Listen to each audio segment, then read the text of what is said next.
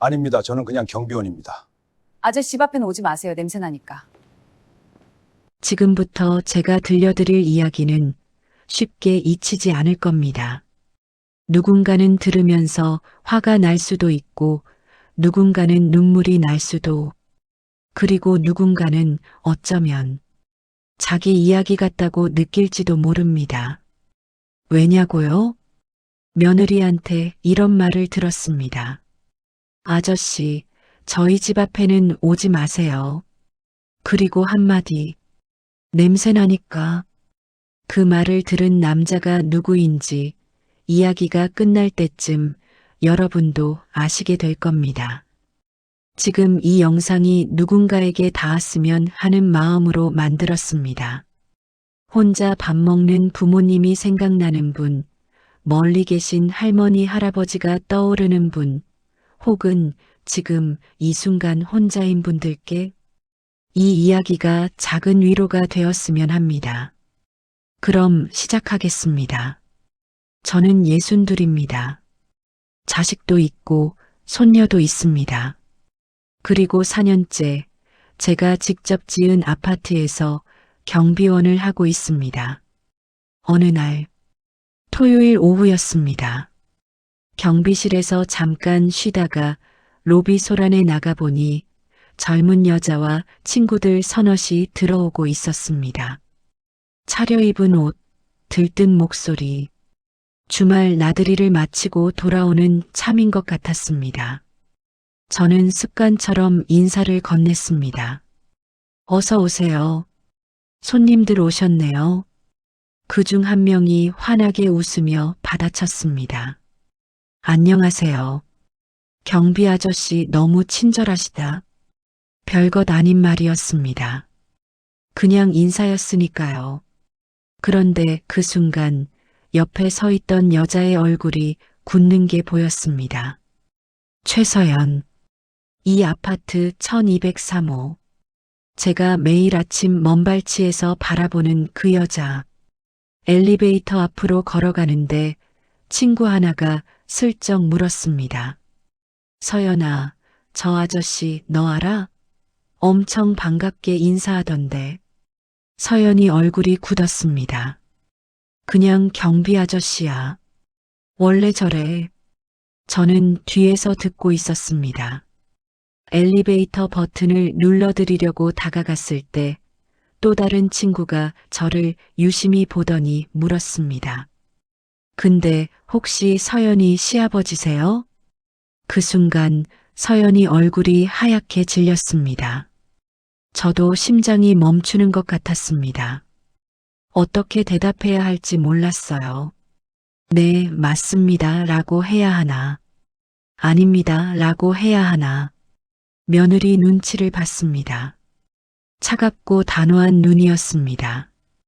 부탁도 아니었고 애원도 아니었습니다. 그냥 명령이었어요.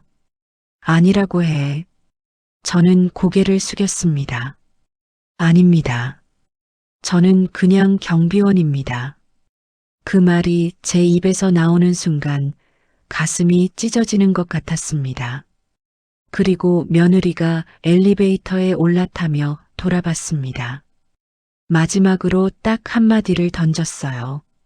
아저씨, 저희 집 앞에는 오지 마세요. 잠깐의 침묵. 냄새나니까. 문이 닫혔습니다. 로비에 혼자 남겨졌습니다. 저는 천천히 고개를 숙여 제 옷깃 냄새를 맡았습니다. 매일 세탁하는 경비복. 세제 냄새밖에 나지 않았습니다. 내가 진짜 냄새나?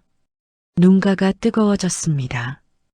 그런데 여러분, 만약 그 자리에 있던 사람들이 알았더라면, 그 경비 아저씨가 누구인지 알았더라면 아무도 그냥 엘리베이터에 올라타지 못했을 겁니다. 그 남자는 지금 서 있는 바로 이 아파트를 지은 사람이었으니까요. 저의 이름은 이강민. 올해 62입니다. 자산 700억. 이강민 어린이 의료재단 이사장. 그리고 저는 손녀 얼굴 한번 보려고 4년째 제가 직접 지은 아파트에서 경비원을 하고 있습니다. 이 이야기를 제대로 하려면 저는 먼저 아내 이야기를 해야 합니다. 아내는 12년 전에 떠났습니다. 병이었어요. 처음 진단받던 날 의사가 조심스럽게 말했습니다. 치료가 쉽지 않을 거라고. 저는 그 자리에서 속으로 다짐했습니다. 돈이 얼마가 들어도 좋다. 낫게만 해달라. 돈은 있었습니다. 회사도 잘 됐습니다. 최고의 병원, 최고의 의료진. 할 수 있는 건 다 했습니다. 그래도 아내는 떠났습니다. 병원 복도에서 혼자 울었습니다. 이 세상에 돈으로 살 수 없는 게 있다는 걸 예순이 다 돼서야 처음 알았습니다. 장례를 치르고 집으로 돌아왔을 때 밥상 위에 아내가 차려놓은 반찬이 그대로 있었습니다. 아침에 차려놓고 나간 반찬이요. 그게 마지막이었습니다. 저는 그 반찬을 치우지 못하고 사흘을 그냥 뒀습니다. 그리고 결심했습니다. 아내가 병원 복도에서 떠난 것처럼 돈이 없어서 치료받지 못하는 사람이 없도록, 특히 아이들, 손녀 하은이 또래의 아이들이 돈 때문에 아프지 않도록 재단을 만들었습니다. 이강민 어린이 의료재단, 매년 무연고 환자 의료비 지원, 소아암 어린이 치료 지원. 돈으로 살 수 없는 걸 알았으니까 돈으로 할 수 있는 건 다 하자고 생각했습니다. 그게 아내한테 제가 할 수 있는 마지막이었습니다. 그리고 며느리 서연이 이야기를 해야 합니다. 서연이를 악인으로 만들고 싶지 않습니다. 왜냐하면 그녀는 악인이 아니었으니까요. 아들 준혁이가 대학을 졸업하던 해 저는 아들에게 30억을 줬습니다. 아버지 그늘에서 벗어나 제 힘으로 살고 싶다던 녀석이었지만 그래도 시작은 도와주고 싶었습니다. 아버지니까요. 준혁이는 그 돈으로 IT 스타트업을 차렸습니다. 처음 3년은 잘 됐어요. 사무실을 넓히고 직원을 늘리고 서연이도 그때는 남편이 자랑스러웠을 겁니다. 그런데 5년째 되던 해에 회사가 무너졌습니다. 30억이 사라졌고 빚이 20억 가까이 쌓였습니다. 그 시기에 저도 건강이 악화되어 회사를 매각했습니다. 겉으로 보기엔 타이밍이 너무 나빴어요. 아들 회사가 부도나던 그 해에 아버지 회사도 정리됐으니까요. 서연이는 몰랐습니다. 제가 회사를 얼마에 팔았는지, 제 통장에 얼마가 있는지, 그리고 제가 조용히 아들의 빚 20억을 대신 갚아줬다는 것도 준혁이만 알고 있었습니다. 저는 아들에게 단단히 일렀어요. 서연이한테는 말하지 마라. 공돈 받은 것처럼 살면 안 된다. 준혁이만 알고 있는 비밀이 있었습니다. 그리고 그 비밀이 나중에 모든 것을 바꿔놓게 됩니다. 지금 생각하면 말하지 말라고 한 게 제 실수였습니다. 서연이 눈에 비친 세상은 이랬을 겁니다. 남편 사업이 망했다. 허리띠를 졸라맸다. 하은이 학원도 줄이고 여행도 포기하고 친구들 모임에서 괜히 눈치가 보였다. 그 힘든 시간 동안 시아버지는 회사 정리한다며 연락도 뜸했다. 도움은커녕 어디서 뭘 하는지도 몰랐다. 나중에 알고 보니 경비원을 하고 있었다. 아, 시아버지도 망했구나. 서연이는 그렇게 이해했을 겁니다. 그리고 더 깊은 감정이 쌓였겠죠. 우리가 그렇게 힘들 때 왜 아무 말이 없었을까? 도움은 못 줘도 위로 한마디는 있어야 하는 거 아닌가? 오해였습니다. 완전한 오해였어요. 하지만 서연이 입장에서는 틀린 감정이 하나도 없었습니다. 사람은 자기가 아는 것만큼만 이해할 수 있습니다. 서연이는 몰랐습니다. 그래서 오해했습니다. 그래서 쌓였습니다. 그 쌓인 감정이 어느 날 오후 엘리베이터 앞에서 터져나왔습니다. 아저씨, 저희 집 앞에는 오지 마세요. 냄새나니까. 그리고 그 말을 들은 남자가 누구였는지 서연이는 그때까지 몰랐습니다. 저는 서연이를 원망하지 않았습니다. 아니, 솔직히 말하면 처음엔 원망했습니다. 당연히 아팠으니까요. 하지만 밤새 경비실 천장을 바라보다가 이런 생각이 들었어요. 내가 먼저 솔직했더라면 어땠을까? 내가 숨기지 않았더라면, 내가 아들한테만 말하지 않고 이 가족 전체에게 열려 있었더라면, 상처에는 항상 두 개의 이유가 있습니다. 준 사람의 잘못, 그리고 쌓이도록 내버려둔 사람의 침묵. 저도 자유롭지 않았습니다. 그런데 제가 왜 이 아파트에서 경비원을 하게 됐는지 처음부터 이야기해야 할 것 같습니다. 저는 25살에 맨손으로 건설업을 시작했습니다. 한강건설. 30년간 수도권에 2만 세대를 지었어요. 이 아파트도 제가 지었습니다. 10년 전 바로 이 자리에서 준공식 테이프를 끊었습니다. 그때는 양복을 입고 있었죠. 지금은 경비복을 입고 있지만요. 7년 전 건강이 나빠져서 회사를 정리했습니다. 매각 대금과 부동산, 금융자산을 합치면 700억 정도 됩니다. 돈은 충분했어요. 어디서든 편하게 살 수 있었습니다. 그런데 돈으로 살 수 없는 게 있었습니다. 손녀가 할아버지라고 불러주는 것. 아들네 식탁에서 함께 밥을 먹는 것. 아파트 화단 벤치에 나란히 앉아 아이스크림을 먹는 것. 그런 것들이었습니다. 4년 전 이 아파트에 경비원 자리가 났습니다. 관리소장 김 소장은 저를 알아봤어요. 10년 전 준공식 때 함께 테이프를 끊었던 사람이었으니까요. 회장님, 여기서 뭘 하시려고요? 저는 웃으면서 말했습니다.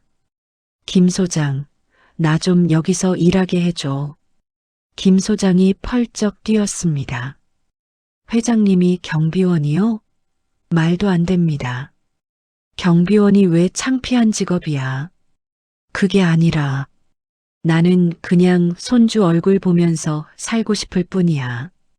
그 말에 김 소장은 한참을 아무 말도 못했습니다. 결국 허락했어요. 단 조건이 있었습니다. 다른 직원들한테는 절대 비밀로 해주세요. 알았어. 나도 그게 편해. 그렇게 저는 경비원 이강민이 됐습니다. 매일 아침 5시에 일어났습니다. 단지 청소하고 화단 정리하고 입주민들한테 인사했습니다. 안녕하세요. 좋은 아침입니다. 다들 고개만 까딱하고 지나갔어요. 괜찮았습니다. 저는 다른 게 목적이었으니까요. 아침 8시쯤 되면 준혁이 가족이 나왔습니다. 준혁이는 출근하고 서연이는 하은이를 학교에 데려다 줬어요. 저는 그 시간에 맞춰 1층 화단 앞에 있었습니다. 물 주는 척하면서 기다리는 거였어요. 현관문이 열리면 심장이 두근거렸습니다. 그때 하은이가 뛰어나왔습니다.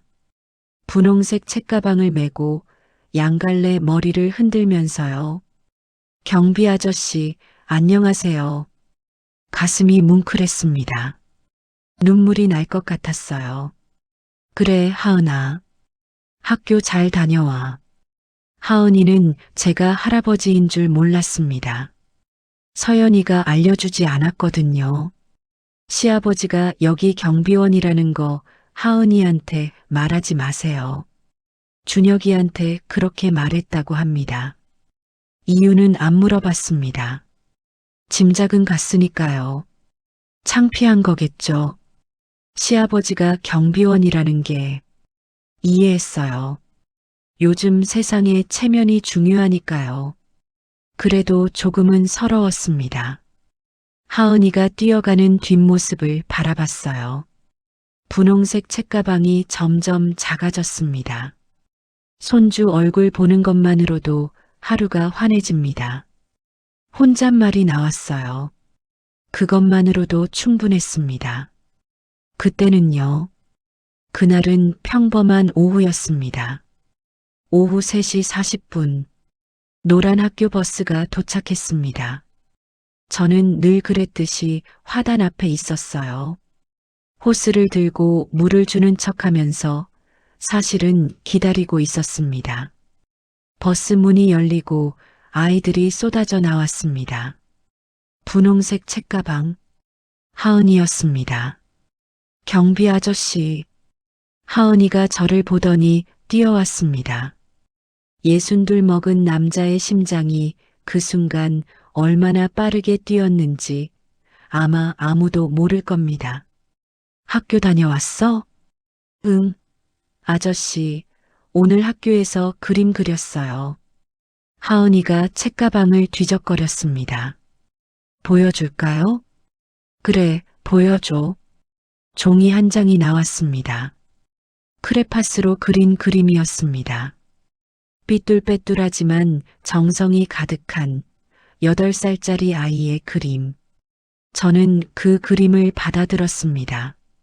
아빠, 엄마, 하은이. 세 사람이 손을 잡고 웃고 있었습니다. 하늘엔 해가 있고 옆엔 꽃이 피어 있었어요. 저는 그림을 보면서 한참 말을 못했습니다. 할아버지는 없었습니다. 당연한 일이었습니다. 하은이는 저를 몰랐으니까요. 경비 아저씨는 알아도 할아버지는 몰랐으니까요. 하지만 당연한 일이 이렇게 아플 수 있다는 걸 저는 그날 처음 알았습니다. 세 사람이 손잡고 웃는 그림 안에 저는 없었습니다. 이 아이가 태어나던 날 병원 복도에서 혼자 울었던 할아버지도, 매년 이름 없이 택배를 보내던 할아버지도, 매일 아침 먼발치에서 바라보던 할아버지도 그 그림 안에는 없었습니다. 잘 그렸지요? 하은이가 물었습니다. 응, 정말 잘 그렸네. 목이 메었습니다. 웃으면서 대답하려고 했는데 목소리가 갈라졌어요. 아저씨는요? 하은이가 갑자기 물었습니다. 응? 아저씨 가족은요? 아저씨도 가족 있어요? 있지. 있어. 아주 가까이. 있어. 가까이 있어. 어디요? 저는 대답하지 못했습니다. 하은이가 제 얼굴을 올려다봤습니다. 아저씨, 눈이 왜 빨개요? 응? 아니야. 먼지 들어갔어. 거짓말. 울어요? 안 울어. 할아버지는 안 울어. 그 말이 입에서 나오는 순간 저는 스스로 놀랐습니다. 할아버지는 안 울어. 제가 할아버지라고 했습니다. 하은이한테. 하은이는 눈치채지 못했어요. 그냥 웃으며 그림을 다시 가방에 넣었습니다. 하지만 저는 알았습니다. 저는 지금 이 아이의 할아버지입니다. 그 그림 안에 없어도, 이름도 모르는 경비 아저씨여도 이 아이가 태어난 날부터 저는 할아버지였습니다. 그날 밤 경비실 서랍에서 오래된 사진 한 장을 꺼냈습니다. 8년 전 하은이가 태어나던 날 병원에서 찍은 사진. 유리창 너머로 신생아실을 바라보던 저의 뒷모습을 누군가 찍어준 것이었어요. 사진 속 남자는 유리에 손을 짚고 서 있었습니다. 그리고 그 유리 너머에 작고 붉은 아기가 있었습니다. 여보, 우리 손녀야. 예쁘지? 아내 사진을 봤습니다. 나 저 그림 안에 들어가고 싶어. 아내는 웃고 있었습니다. 할아버지 자리 하나만 있었으면 좋겠어. 민원서를 받아든 날 손이 떨렸습니다. 경비원 이강민의 교체를 요청합니다. 어린 자녀에게 지속적으로 접근하여 불쾌감을 주고 있습니다. 접근, 불쾌감. 저는 그 단어들을 3번 읽었습니다. 손녀한테 인사한 게 접근이었습니다. 할아버지가 손녀한테 말을 건 게 불쾌감이었습니다. 종이를 내려놓으며 창밖을 한참 바라봤습니다. 그래, 내가 짐이 되면 안 되지. 사직서를 꺼냈습니다. 펜을 들었어요. 손이 떨려서 글씨가 삐뚤거렸습니다. 그때 김 소장이 경비실로 들어왔습니다. 제 손을 잡았어요. 회장님, 제가 어떻게 해야 할지. 처음부터 제 정체를 알고 있던 김 소장이었습니다. 4년간 비밀을 지켜온 사람이었어요. 됐어. 내가 나가면 돼. 회장님이 직접 지으신 아파트에서 쫓겨나시면 안 됩니다. 쫓겨나는 게 아니야. 내가 나가는 거야. 그게 그거 아닙니까? 김 소장 목소리가 커졌어요. 회장님은 아무 잘못 없으세요. 손녀 보고 싶어서 여기 계신 거잖아요. 그게 뭐가 잘못이에요? 하루만 기다려주세요. 입주민 대표 회의를 열겠습니다. 저는 한참 생각했습니다. 알았어. 하루만 기다릴게. 입주민 대표 회의가 열린 건 그로부터 이틀 후였습니다. 저는 회의실에 들어가지 않았습니다. 경비실에서 창밖을 보며 기다렸어요. 회의실 불빛이 보였습니다. 사람들 그림자가 유리창에 어른거렸어요. 여보, 나 잘하는 거 맞지? 아내 사진을 봤습니다. 10년 전 마지막 여행에서 찍은 사진. 아내는 늘 그 자리에서 웃고 있었습니다. 나중에 김 소장에게 그리고 아들 준혁이에게 전해들었습니다. 회의실에서 무슨 일이 있었는지를. 김 소장이 회의를 시작했습니다. 오늘 안건은 경비원 교체 민원건입니다. 서연이가 손을 들었습니다. 제가 민원 넣은 사람이에요. 저희 아이한테 계속 접근하고 저희 집 앞에서 서성거리고 솔직히 무섭습니다. 입주민 대표 한 명이 고개를 갸웃거렸습니다. 이 경비원이요? 저는 그분 참 친절하던데요. 친절한 거랑 집착은 다르잖아요. 그때 김 소장이 노트북을 열었습니다. 스크린에 사진 한 장이 떴습니다. 10년 전 이 아파트 준공식 사진이었습니다. 양복을 입은 남자가 테이프를 끊고 있었어요. 이분이 누구인지 아시겠습니까? 회의실이 술렁거렸습니다. 저거 이 경비원 아니에요? 얼굴이 똑같은데. 근데 왜 양복을 입고? 김 소장이 조용히 말했습니다. 이강민 회장님입니다. 한강건설 창업주. 30년간 수도권에 2만 세대를 지으셨습니다. 이 아파트 108세대도 이분이 지으셨고요. 많은 분들이 매일 지나치시면서도 잘 모르시는데 아파트 입구 화단 옆 준공 기념비에 새겨진 이름이 바로 이강민입니다. 회의실이 얼어붙었습니다. 서연이 얼굴이 하얗게 질렸습니다. 김 소장이 다음 화면을 띄웠습니다. 한강건설 이강민 회장, 회사 매각, 자산 700억 추정. 그리고 또 하나. 이강민 어린이 의료재단, 소아암 치료비 지원, 무연고 환자 의료비 전액 부담. 그런데 왜? 누군가 말을 잇지 못했습니다. 왜 경비원을? 김 소장이 대답했습니다. 손녀분 얼굴이 보고 싶으셔서입니다. 회의실이 완전한 침묵에 잠겼습니다. 그때 회의실 문이 열렸습니다. 준혁이었습니다. 서연이 눈이 커졌습니다. 여보, 왜 여기? 준혁이가 천천히 앞으로 걸어 나왔습니다. 제가 증인입니다. 저는 이강민 씨의 아들이고 민원 제출자 최서연 씨의 남편입니다. 회의실이 또 한 번 술렁거렸습니다. 준혁이가 서연이를 바라봤습니다. 화가 난 눈이 아니었습니다. 그냥 슬픈 눈이었어요. 서연아, 여보, 아버지가 왜 여기 계신지 알아? 서연이가 대답하지 못했습니다. 5년 전에 내 빚 20억 아버지가 다 갚아주셨어. 나한테만 말하지 말라고 하시면서 서연이 눈에서 눈물이 떨어졌습니다. 그게 무슨, 우리가 힘들다고 했을 때 아버지가 모른 척 하신 게 아니야. 다 알면서 다 해결해 주시면서 그냥 조용히 계신 거였어. 입주민 대표 한 명이 조용히 물었습니다. 아까 냄새난다고 하신 분이. 서연이가 눈을 감았습니다. 대답하지 못했습니다. 회의는 그렇게 끝났습니다.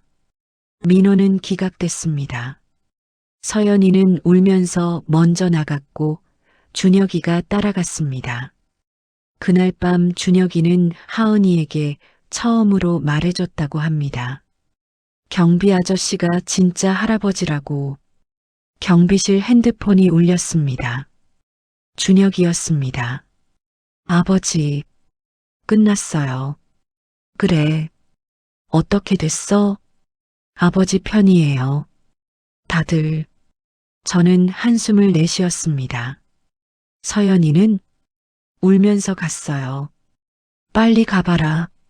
위로해줘야지. 준혁이가 잠깐 말이 없었습니다. 아버지 왜 그러세요? 서연이가 그렇게 했는데 저는 웃었습니다. 그래도 내 며느리잖아. 하은이 엄마잖아. 어서 가봐. 다음 날 새벽 5시 저는 평소처럼 일어났습니다. 화단에 물을 주고 로비를 쓸었습니다. 달라진 건 없었어요. 8시가 됐습니다. 현관문이 열렸습니다. 서연이었습니다. 혼자였어요. 눈이 퉁퉁 부어 있었습니다. 밤새 운 얼굴이었어요. 서연이가 천천히 걸어왔습니다. 제 앞에 멈췄습니다. 한참 말이 없었습니다.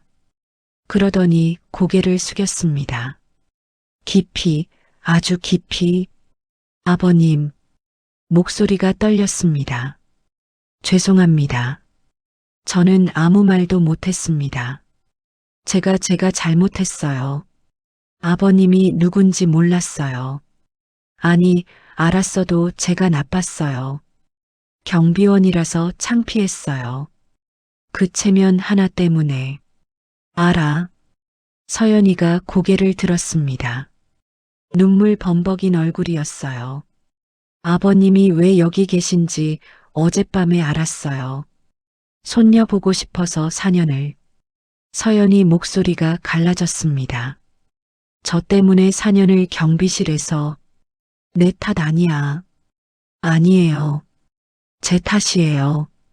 서연아. 저는 서연이 어깨를 잡았습니다.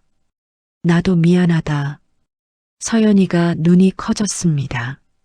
아버님이 왜요? 숨겼잖아. 너한테. 도와주면서도 말 안 하고 가까이 있으면서도 말 안 하고. 나도 겁쟁이였어. 서연이가 울었습니다. 냄새난다고 한 거 평생 후회할 거예요. 됐어. 용서하는 건 내가 정해. 내가 용서한다면 용서받는 거야. 그때였습니다. 할아버지. 뒤에서 목소리가 들렸습니다. 하은이였습니다. 준혁이 손을 잡고 서 있었어요. 언제 나왔는지 몰랐습니다. 하은이가 준혁이 손을 뿌리치고 뛰어왔습니다. 저한테로. 할아버지. 작은 팔이 제 허리를 감쌌습니다. 저는 무릎을 꿇었습니다. 하은이 눈높이에 맞추려고. 아빠가 그랬어요. 경비 아저씨가 진짜 할아버지래요. 그래. 왜 안 알려줬어요? 할아버지가 미안해. 하은이가 제 얼굴을 양손으로 잡았습니다. 작고 따뜻한 손이었습니다. 할아버지 울어요? 안 울어. 지금 울잖아요.